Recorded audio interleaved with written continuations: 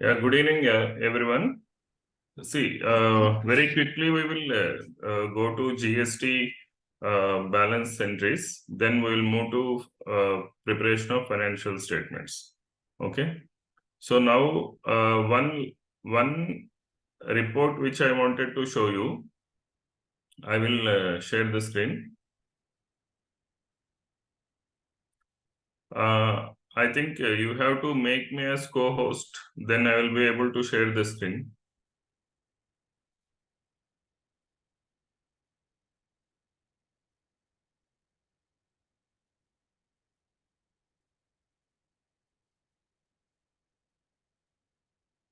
Right now, I'm not able to share the screen. Please make me as a co-host or coordinator, something like that. Yes, sir. I'm informing that. Once, 2 minutes, please.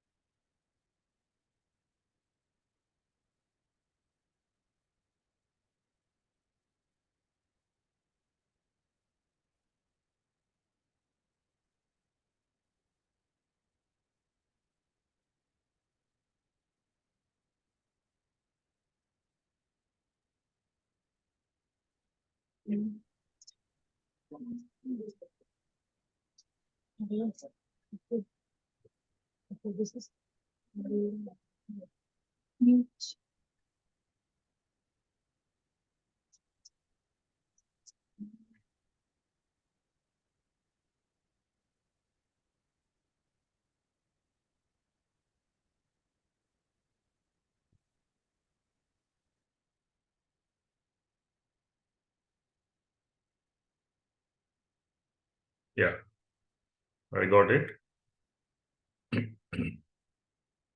See, hope you are able to see the screen. See, what I was trying to tell you in the earlier class that this is liability register. This is electronic liability register. See, we have seen electronic cash ledger, electronic credit ledger, tax liability and ITC comparison statement. And now I am showing you electronic liability register. Okay. And here in electronic liability register, though the name says liability, it is the register which is maintained by the GST department. So what they are trying to do, whenever there is a liability, okay, whenever there is a liability, they are debiting this account. That means they are supposed to receive this money from the taxpayer. Okay. If you see in this first, 19th July date entry, 2,19,000 they have debited. Okay. That is IGST 2,19,000. There is no CGST, SGST. Okay. And now when you, and reverse charge, it is zero. It is liability is zero. Okay. Debit is there, but amounts are zero. Fine. And how this 2,19,000 is discharged, if you see, through other than reverse charge, through ITC credit. You see credit they are saying. Sorry, cash. Through cash, 2,09,891 they have used. And through ITC, they have paid 9,109. These two put together, it has become 2,19,000. That is the reason what I was trying to tell you. Never directly debit the liability when you are releasing payment through cash. It is always better to take it to a clearing account where you will take the liability also to the clearing account, input credit to the clearing account. When you make payment to the cash ledger, the entry what I told was, in this example, IGST cash ledger account debit to bank account, which you are funding the cash ledger through your bank. Okay. Then from cash ledger, you will take that money to clearing account. IGST clearing account debit to IGST cash ledger account. Okay. see, we give an example, I will show you what will be the entry.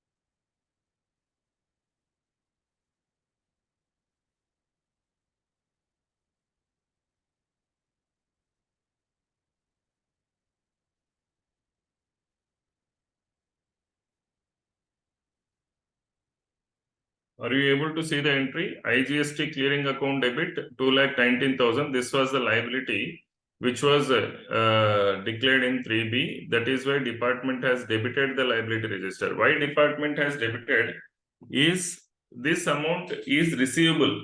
See this naming the nomenclature of the accounts, though it says liability, it is not liability to the department. It is a liability to the taxpayer. Okay, so in order to understand from taxpayer perspective, they have mentioned it as liability. Okay, so when they are debiting, that means that money is to be received from the taxpayer, 2,19,000, and that 2,19,000 the taxpayer has paid by utilizing the credit of 9,109 and used cash ledger balance. Okay, so for this cash ledger balance, what should have been the entry before making this entry is, first, when the taxpayer has deposited the money, it would be IGST cash ledger account debit 2,09,891 to bank account 2,09,891. If he has made the payment of exactly what is required, if he has made more payment, then that amount will be there here, and whatever is used will be reduced, and closing balance of cash ledger will be difference of these two amounts. Okay, so your cash ledger, your credit ledger, and your liability ledger should match with your accounting entries. Now I will show you the accounting entries.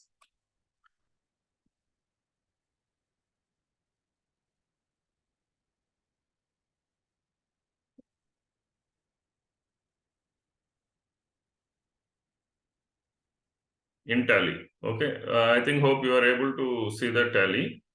See, if you see here, March 2023, 72,000 IGST payable is outstanding, CGST 3,900,000 and SGST 3,900,000. Okay, if I go to liability register, what is the outstanding we will see?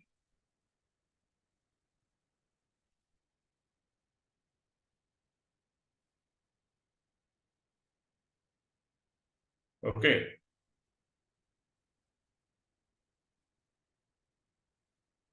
say 19th April, what is debited? You see this particular line item, there is a debit, 19th April, okay?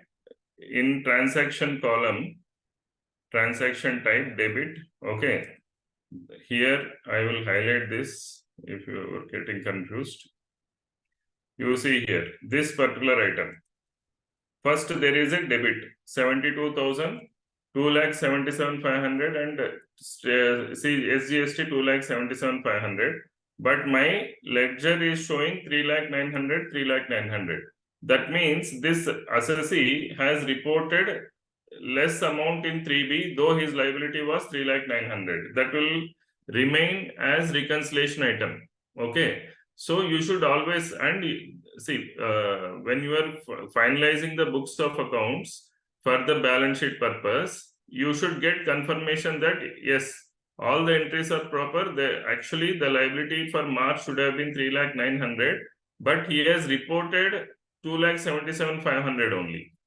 See, because assessees will do, okay, this bill I may realize, I may not realize, all this funda, they will be doing it. But we are not bothered about it. We should ensure that our books of accounts are as per the applicable rules, okay, GST norms and all. Otherwise, if this particular assessee, taxpayer had reported properly, then like IGST, whatever is shown as 72,000, and this CGST and SGST should have been 3,09,000, 3,09,000. Of course, this assessee has paid that amount subsequently in next month return. Okay. So he missed it to report that particular GSTR1 in the GSTR1 return. Okay, so this is how you should try to match. Otherwise this whatever outstanding is shown here, it will be reflecting here.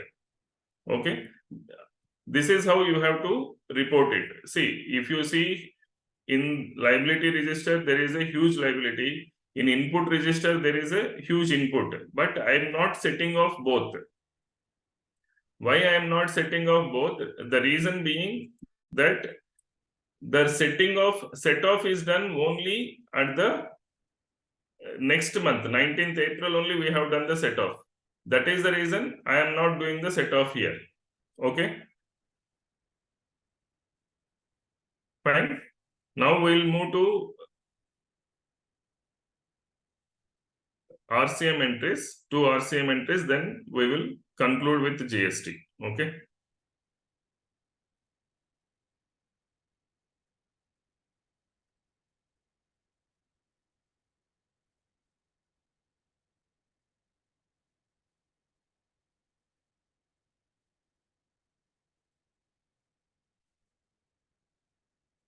There are two kinds of RCM. One, there is a registered vendor where RCM is applicable. Another one, there is not a registered vendor, RCM is applicable, right? If registered vendor RCM is applicable, then entry will be like this. Both the cases entry will be same. Okay, say for car hire charges, for example. Car hire charges account debit, RCM, IGST, deferred credit account debit to vendor account to RCM, IGST payable account. Hope you are able to see the entry. Car hire charges account debit, RCM, IGST deferred credit account debit. Why I am saying deferred credit? The reason being, I am not going to enjoy this credit immediately. Suppose we are in the month of November. If I have incurred some expense with respect to RCM, applicable expense, then this month I am not eligible to take the input credit. When I am eligible to take the input credit is next month. I will on 20th December when I release this RCM payment. So in December month 3B, I will be able to take this input credit. So to differentiate from regular input credit, it is always better to have deferred credit. So deferred credit, next month, whatever deferred credit is there, that deferred credit will be eligible for taking input credit because you would have paid this money in 20th December. Then in December month, when you will be filing 3B on 20th January 2024, then this particular credit will be eligible to be taken.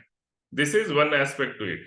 Coming to second aspect, there is a time limit for making RCM liability. Okay, 60 days from the date of invoice or from the date of payment, whichever is earlier, right?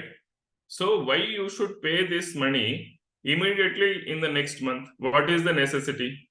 See, if you make the payment, then you will be eligible to take the credit. But why should you make the payment when department is giving you time to make the payment? Then you have to utilize that time. It will help in cash flow, right? Say in Tally, you have, when you are making the purchase entry, you have option. I mean, you have they have given space for voucher date and invoice date.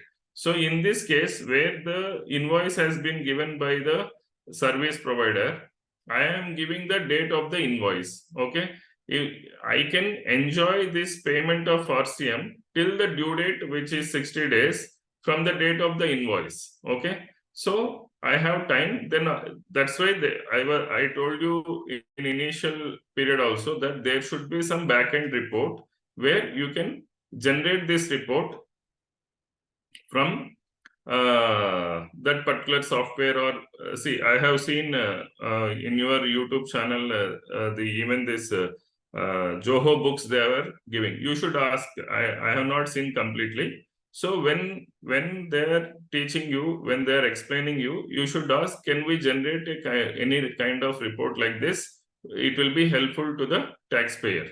Okay. So we can enjoy the time credit period for this RCM also. This is one aspect to it. Another one is coming to next is where it is a RCM is applicable where it is unregistered vendor. Okay, say suppose you have a entity has taken residential property on rent for commercial purpose. Their RCM is applicable, and the person whoever has given the property is individual and he is not a registered person, and RCM is applicable there. Then you will pass similar entry like rent account debit, RCM account debit, RCM deferred credit account debit to owner account to RCM payable account, right? Here you have to generate invoice also because he is a unregistered vendor. So when you generate an invoice for unregistered vendor, your software should be equipped with output also. Then it is easy for you. Okay. In this case, in the previous example of car hire charges, there is no requirement of generating the invoice because it is from registered vendor. Okay.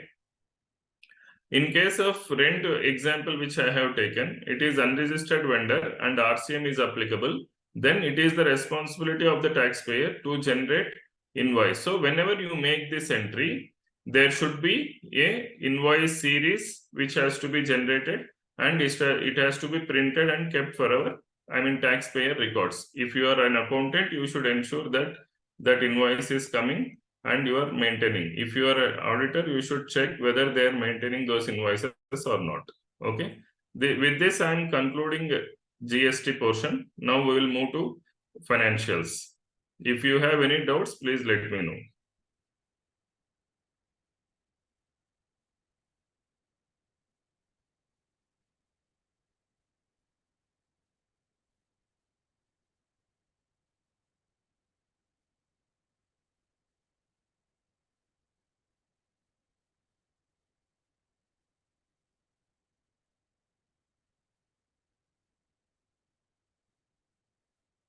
Okay.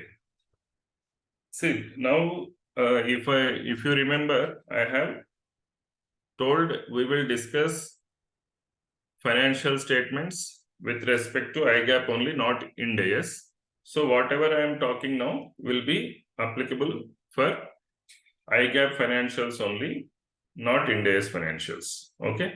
Here I have divided into two aspects. One is companies and another one is non-corporate entities. Okay. So now, non-corporate entities, we need once we understand companies, then it is more easy for understand non-corporate entities. That is the reason first I have taken a financial statement for corporate entities. Okay.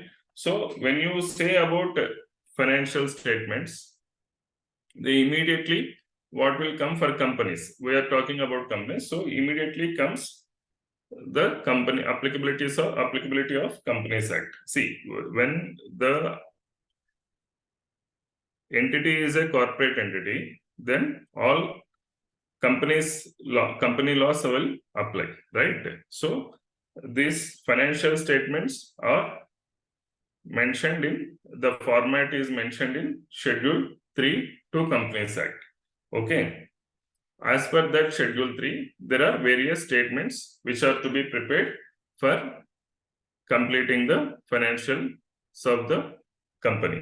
Okay, which you all know that balance sheet, statement of changes in equity, wherever it is applicable, they have given the criteria. In those cases only it is applicable. Statement of profit and loss, cash flow statements, notes and other statements. Okay, we will study the format in detail.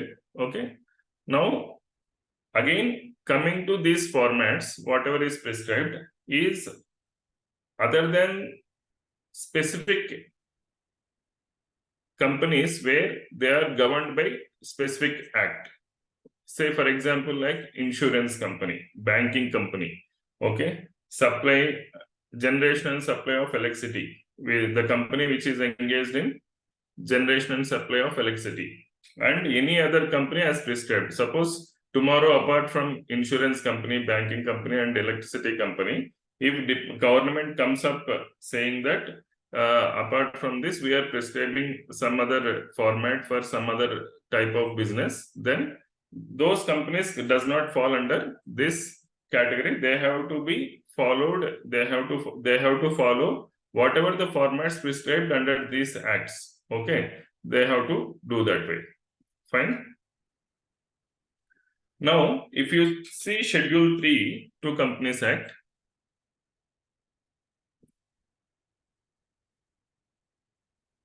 Schedule 3 to Companies Act, they have divided into 3 divisions. One is companies that are required to apply accounting standards under Section 133 of the Companies Act. This means that whichever the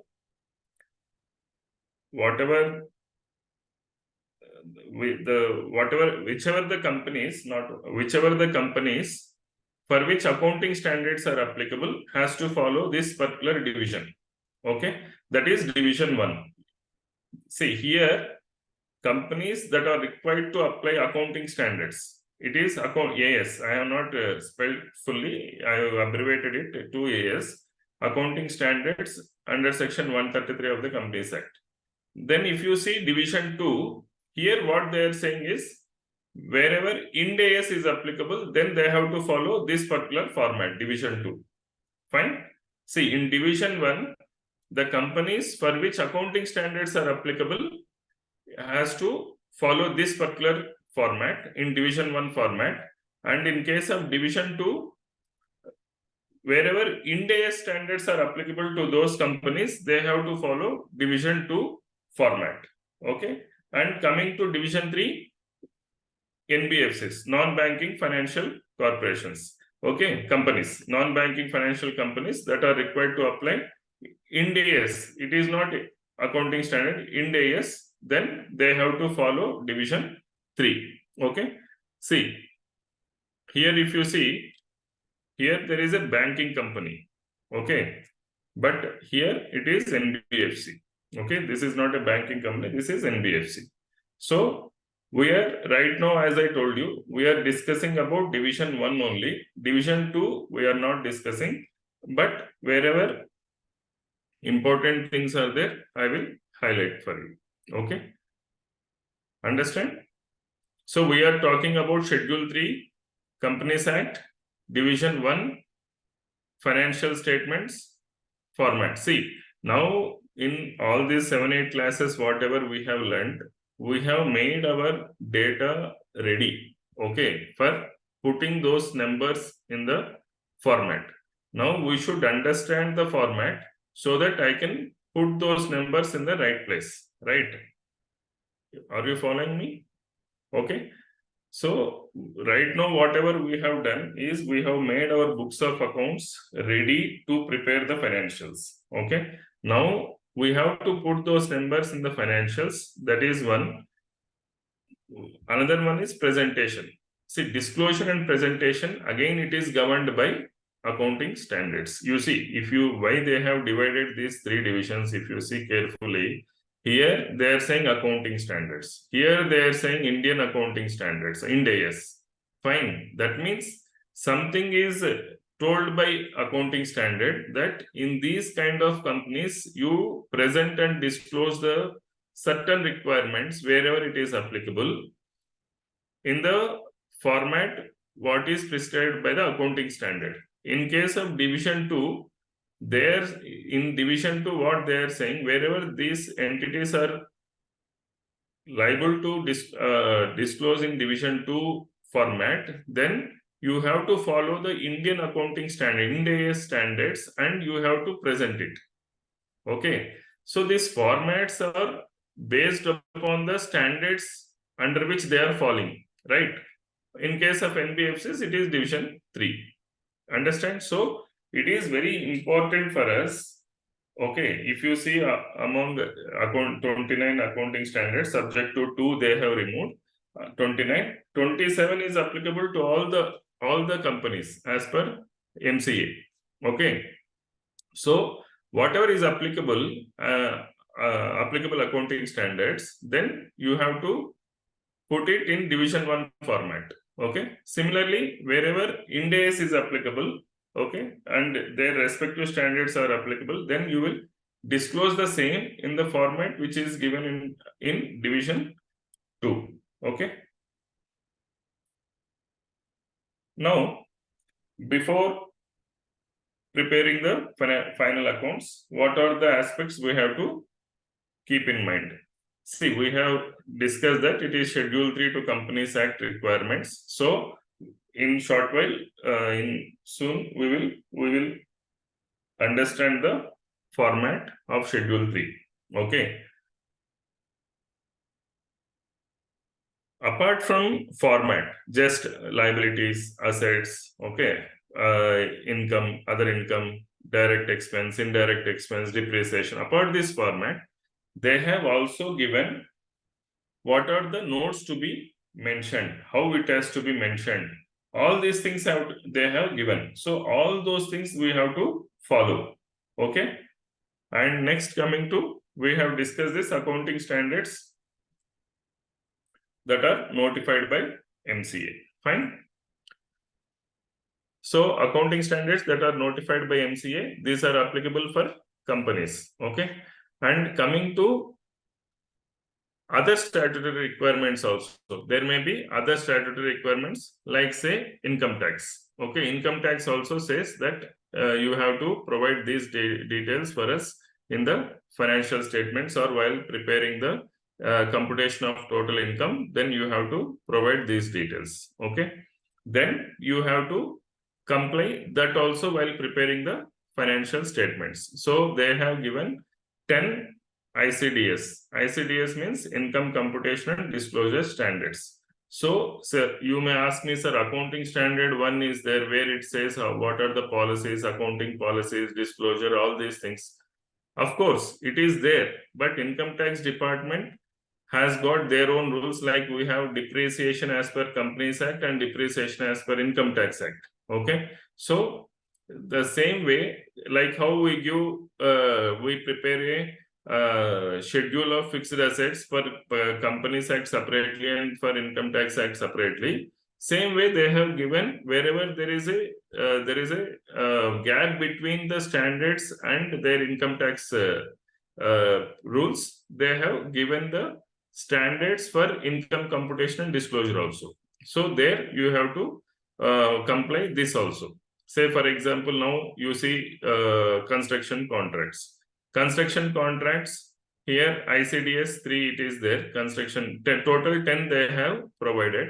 Out of 10, you say, for example, construction contracts.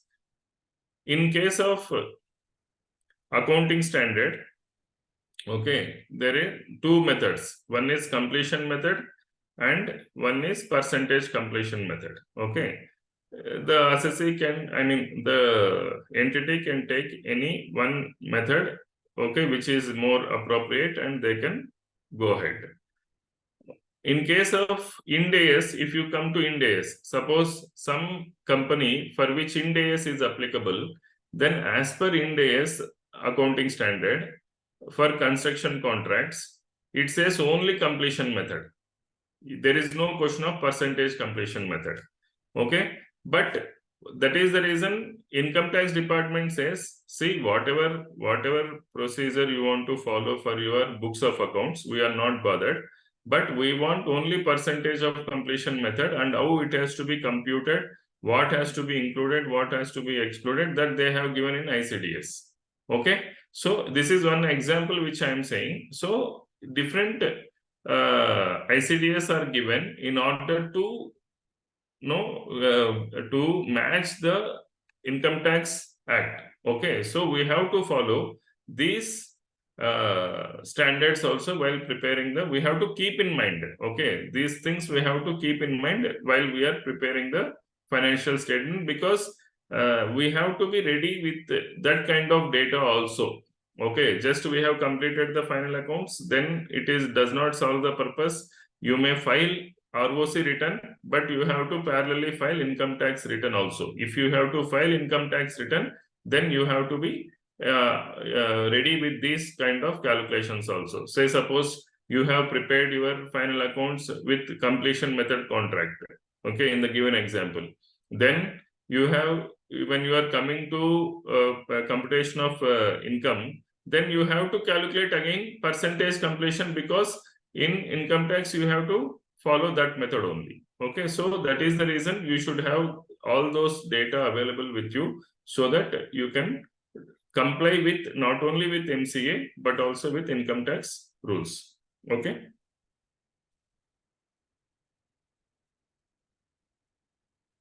Then tomorrow we will see accounting standards, how they are applicable, and what I have not prepared it. I will prepare it. Tomorrow's class I have kept it.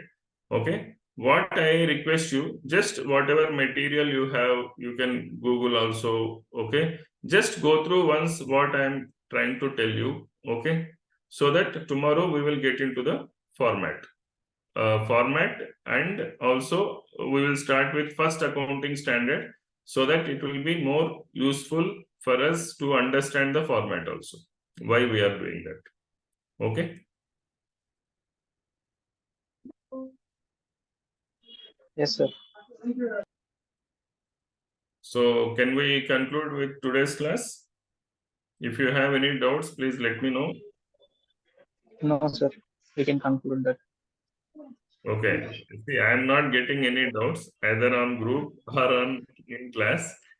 Either you are listening or I am not telling. Is there anyone this thing? Please, if you have any issue, don't feel that this is small question, big question and all. There is nothing small, big and all. Okay, if we do not know, we do not know. Okay, it is always good to know even a small thing which we don't know. Okay, that is the learning process. Fine. And I sent one assessment paper also. Nobody has responded. Okay. Okay, if you have done it, even if you don't know, you can see that it is very simple one. Now maybe tomorrow I will be sending on GST also, because that session is over now.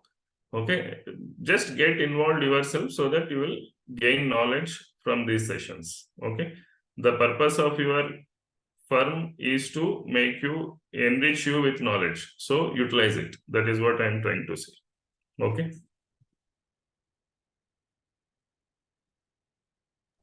Yes, sir. thank you.